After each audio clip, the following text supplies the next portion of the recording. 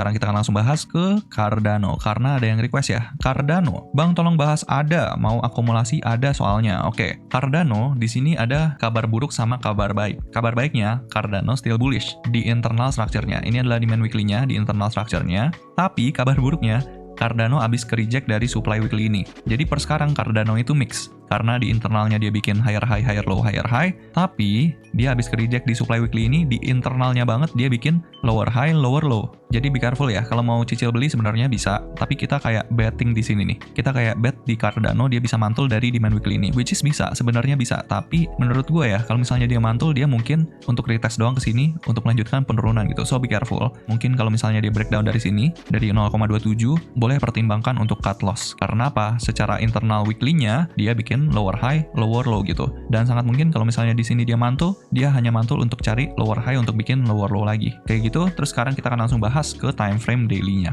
By the way, gue pengen lihat dulu gue bahasnya seperti apa. Oke, pembahasan kita dulu lihat ya. Di sini ada dua skenario. Pada saat dia sampai ke sini, gue bilang dia bisa koreksi di sini, di demand 4 hour ini bisa mantul, bisa. Tapi ternyata skenario yang ke play out yang ini nih. Kayak altcoins itu semuanya di gambaran besar ketika dia back to bullish, itu kayak dia cuman bikin lower high di external structure-nya untuk bikin lower low lagi. Jadi mungkin sekarang kita bisa fokusnya carinya short ya. Di sini dia udah valid breakdown dan skenario yang ke play out obviously yang ini ya. Di sini dia bikin lower low, lower high, lower low, lower high dan ya lanjut bikin lower low gitu.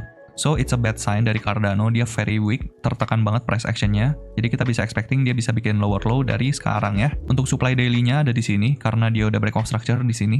Supply daily-nya ada di angka 0,482 sampai 0,455. Cuman kabar bagusnya dia udah retest ke demand weekly yang ada di sini dan dia ada pemantulan sedikit, tapi kita nggak tahu di sini pemantulannya valid apa enggak. Karena ya secara structure dia still bearish gitu. Karena di sini sellersnya udah ngasih reaction satu, dia bikin higher low, berusaha untuk tembus, nggak mampu, dia ke-reject lagi. Jadi masih belum ada tanda-tanda penguatan dari pemantulan di demand weekly ini. Jadi buyers yang di sini nih, buyers yang mampu membuat harganya Cardano itu naik 300%, di area yang sama, itu nggak ada kekuatannya sama sekali. So kalau misalnya mau cicil beli, menurut gua ya, ini balik lagi, opini pribadi gua, kita perlu lihat nih kekuatan buyers di sini seperti apa. Karena jangan sampai kita jadi kayak orang-orang yang nahanin harganya Cardano gitu. Karena ya siapa kita gitu. Kita nggak mungkin gitu punya kekuatan untuk nahan pergerakan Cardano. Mau duit kita mau seberapa gitu. Karena berapa miliar dolar gitu market cap-nya Cardano. So kalau misalnya mau cicil beli boleh. Tapi pastikan kalian mengerti dulu resikonya. Mungkin gue akan cut loss kalau misalnya dia turun di bawah 0,2727. Kayak gitu ya. Seperti itu dan mungkin aja gue juga akan tunggu di supply 1 hour ini. Tunggu buyersnya itu ngasih lihat kalau oke, gue mau beli di harga yang sekarang. Kayak gitu ya.